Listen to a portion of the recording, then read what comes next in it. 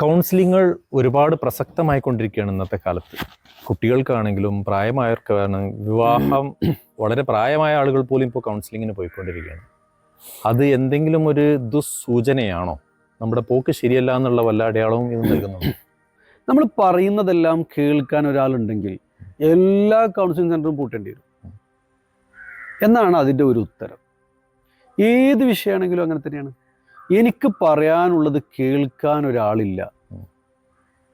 അപ്പം ഷെയറിങ് നടത്തണം എന്ന് പറയാൻ കുറേ ആഗ്രഹമുണ്ട്, പക്ഷെ കേൾക്കാൻ ആരുമില്ല. അപ്പം എല്ലാവരും പരസ്പരം ഇരുന്ന് കേൾക്കുകയാണെങ്കിൽ ഇങ്ങനെ ഒരു വിഷയം തന്നെ വരുന്നില്ല. ഇപ്പം എൻ്റെ അടുത്ത് കൗൺസിലിങ്ങിനല്ല, എൻ്റെ അടുത്തല്ല, എവിടെ കൗൺസിലിംഗ് വരികയാണെങ്കിലും പ്രശ്നം എന്തായിരിക്കും എന്ന് വെച്ചാൽ, ഇയാൾ നേരത്തെ വരുന്നില്ല, വന്നാലും മിണ്ടുന്നില്ല. ഒരാൾ പറഞ്ഞത് പരാതി, ഇയാൾ മൊബൈൽ തോണ്ടിയിട്ടാണല്ലോ വരിക.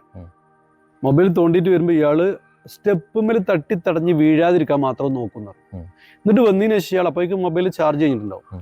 നേരെ റൂമിലേക്ക് കയറിയിട്ട് ഈ മൊബൈൽ അവിടെ കുത്തിച്ചിട്ട് മലന്നങ്ങോട്ട് കിടക്കും. ഒരു പെൺകുട്ടി ഭർത്താവും ഭാര്യൻ്റെ അടുത്ത് വന്നപ്പോൾ പറഞ്ഞതാണ് അങ്ങനെ കിടക്കുന്നു. ഇപ്പം കിടക്കണം എന്തിനാന്ന് ചോദിച്ചാൽ എന്തിനറിയോ? ഇത് ചാർജ് ആകാനാണ്. ചാർജ് ആയി കഴിഞ്ഞാൽ എടുത്തിട്ട് വീണ്ടും കഴിയുമ്പോൾ തന്നെ ആയിരുന്നു. ഒരു വീട്ടിലേക്ക് കയറി വരുമ്പോൾ ഒരു വർത്തമാനം പറഞ്ഞ് അടുക്കളയിലാൻ ഭാര്യയെങ്കിലും ഒന്ന് ചെന്ന് എന്താ നിന്റെ വിശേഷങ്ങളൊക്കെ ചോദിച്ചു കഴിഞ്ഞിട്ട് പിന്നെ ഇയാൾ ചാർജ് ചെയ്യത്തോണ്ട് എന്തെന്നാലും മതി. അപ്പം നമ്മൾ എന്ത് ചെയ്യണം, എപ്പോൾ ചെയ്യണം, എന്താണ് ആദ്യം ചെയ്യേണ്ടത്, പിന്നെ എന്താ ചെയ്യേണ്ടത്, ഈ ഒരു ഓർഡർ ഇല്ലായ്മ കംപ്ലീറ്റ് ഡിസോർഡറായി പോകുന്നതുകൊണ്ടാണ് പ്രശ്നമാണ്. എന്നാൽ ഇങ്ങനെ കേസ് അവിടെ വന്നു സംസാരിച്ചു നോക്കുമ്പോൾ അയാൾ പറഞ്ഞു ശരിയാണ്, ഞാൻ അങ്ങനെ ചെയ്യാറുണ്ട്, പക്ഷെ അതൊരു തെറ്റായി എനിക്ക് തോന്നിയിട്ടില്ല. എന്നാലോ അത് തിരുത്താൻ വേണ്ടി ഇവിടെ ശ്രമിച്ചാലോ, നിന്നെ ഞാൻ നോക്കണില്ലേ, എനിക്ക് നിന്നോട് കഴിഞ്ഞ പെരുന്നാളിന് ഞാൻ നിനക്ക് ഡ്രസ്സ് എടുത്ത് തന്നില്ല, ഓണത്തിന് ഡ്രസ്സ് എടുത്ത് തന്നില്ല, ഞാനൊരു ടൂറിന് പോയില്ലേ, ഇപ്പോഴും എൻ്റെ ഐക്കോൺ പിക്ചർ ഞാനും നീ ഉള്ളതല്ലേ. ഇതൊക്കെയാണ് ഇവന്റെ ന്യായം.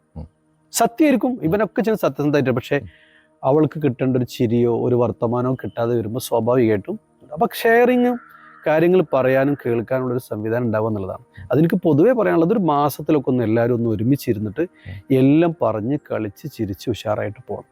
അപ്പോൾ ഇതിൻ്റെ ആവശ്യമില്ല. ഇപ്പം ഞാനിപ്പോൾ ഈ കൂടുതലും ഈ കൗൺസിലിങ്ങിനൊക്കെ വരാറുള്ളതേ കുറച്ച് ഒരു കാര്യം കൂടെ എൻ്റെ കൂടെ പറയാം. കുറച്ചൊക്കെ ഒരു അറിവുള്ള കുടുംബം, കുറച്ച് സാമ്പത്തികമുള്ള കുടുംബത്തിനാണ് അധികം വരിക. സാധുക്കളായ കുടുംബത്തിൽ നിന്ന് വല്ലാതെ വരാറില്ല. എന്തുകൊണ്ടെന്നറിയോ? നിങ്ങൾ സത്യത്തിൽ ഇങ്ങനെ ചിന്തിച്ച് നോക്കി അറിയാം. ഇപ്പോൾ ഒരു നല്ലൊരു അടിപൊളി കാറിൽ പോവുകയാണ് ഒരു 4 അംഗ കുടുംബം. ഭർത്താവ് ഡ്രൈവിങ്ങിലാണ്, ഭാര്യ മൊബൈലിൽ ആണ്, കുട്ടികൾ മൊബൈലിലാണ്.